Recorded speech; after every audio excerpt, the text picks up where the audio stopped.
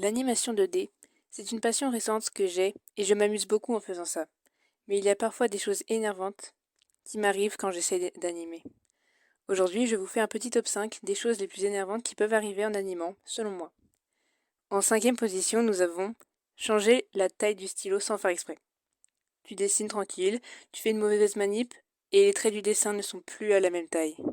C'est encore pire quand on ne se rappelle pas à quelle taille on avait mis le stylo. En quatrième position, c'est un peu plus compliqué à expliquer. En animation, on peut travailler sur plusieurs couches appelées layers. Par exemple, j'ai un layer avec le corps du personnage et un autre avec son visage. Et les deux se superposent. C'est utile pour la mise en couleur, car on n'a qu'à colorer le corps et on peut changer les expressions de son visage sans agir sur la couleur derrière, car elle n'est pas sur la même layer. Mais il m'arrive parfois d'oublier d'ajouter un layer ou de les inverser sans faire exprès, ce qui rend la mise en couleur bien plus compliquée. En troisième position, je mettrai le stylet qui bug. Des fois, au lieu de faire des lignes droites, mon stylet fait des traits entrecoupés et je n'ai plus qu'à dessiner avec mon doigt, ce qui est un peu pénible à faire sur un écran de téléphone. En deuxième position, nous avons bien évidemment le téléphone qui bug.